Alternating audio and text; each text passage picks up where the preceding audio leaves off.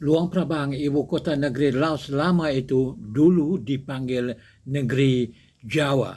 Dalam bahasa Laos disebut Muang Sawa atau Muang Sua.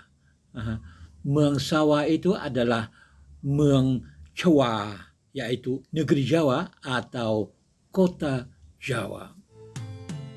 Hamba ada cerita untuk dipersembahkan. Assalamualaikum, salam bahagia saudara dan saudari yang beriman sekalian.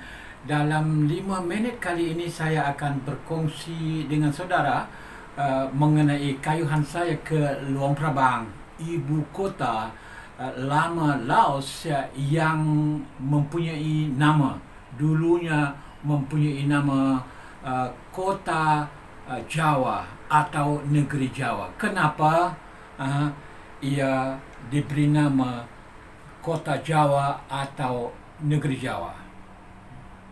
Saya menggunakan masa selama 9 hari untuk kayuh daripada Vientiane, ibu kota baru Laos sekarang ini, untuk sampai ke Luang Prabang, kira-kira 425 kilometer. Tapi apabila sampai di sana, saya dapati bahawa Luang Prabang yang kini diangkat oleh UNESCO sebagai warisan dunia itu sebenarnya mempunyai perkara-perkara yang menimbulkan rasa ingin tahu dalam diri yang amat mendalam mengenai Luang Prabang.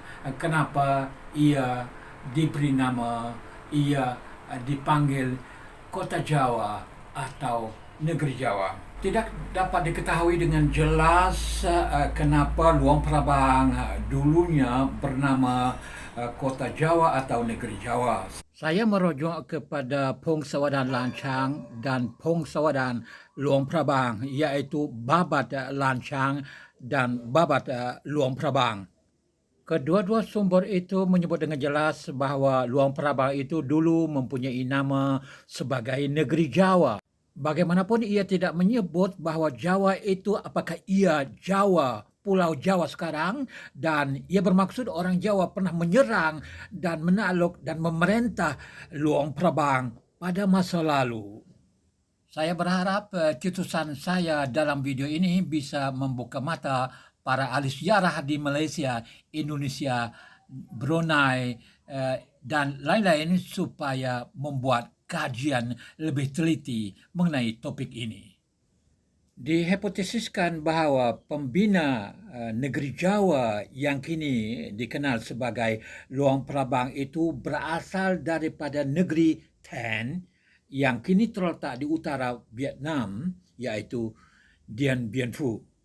Dan kita semua tahu bahawa bumi Vietnam adalah merupakan bumi salah satu suku Austronesia, iaitu suku Cham atau Champa.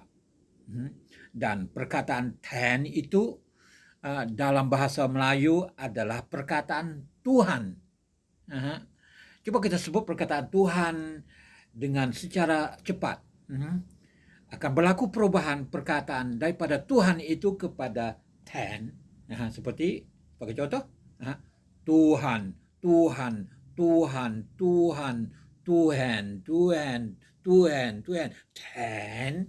Perubahan dan pemisungan sebutan bahasa ini berlaku beribu-ribu tahun sehingga munculnya beberapa bahasa yang berbeza dan berlainan dari akar yang sama. Sejarah raja dan kerajaan yang disebut dalam Pong Sawadan dan Babat adalah fakta bercampur aduk dengan cerita bari, dongeng dan fantasi. Dan biasanya raja adalah dewa dan kerajaan adalah kerajaan dewa. Dengan itu, negeri Tan adalah negeri Tuhan atau negeri dewa, dan semua negeri yang ditubuh oleh raja-raja Thailand, sama ada di Vietnam, di Laos, di Kamboja, di Thailand, di selatan China. Walaupun sekarang ini sudah tidak ada negeri yang nama begitu, tetapi amalan pemujaan kepada Ten, Java Ten, kepada Dewa Ten, Tuhan Ten masih kekal sampai sekarang ini, termasuk di Thailand, khususnya di kawasan Isan ataupun timur laut Thailand. Orang Thai berketurunan Laos di kawasan timur laut Thailand bila berhadapan dengan malapetaka seperti kemarau teruk, mereka akan membuat upacara agama menuntut hujan daripada Java Ten, iaitu dewa atau Tuhan orang Austronesia dan orang Melayu purba itu.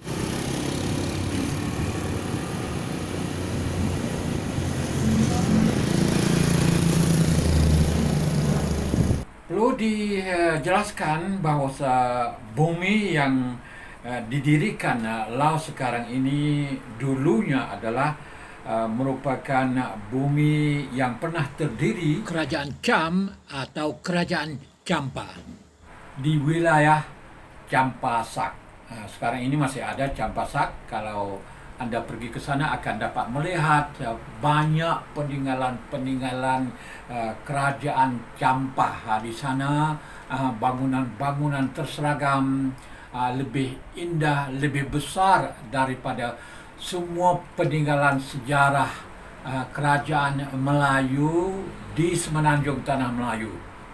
Ini kaitan pertama yang boleh dihipotesiskan antara negeri yang diberi nama negeri Jawa di Luang Prabang dengan negeri Ten di Bien Bien Phu di utara Vietnam yang merupakan negeri orang Austronesia, iaitu orang Champa itu, dan kaitan juga dengan negeri orang Champa di Champasak di selatan Laos.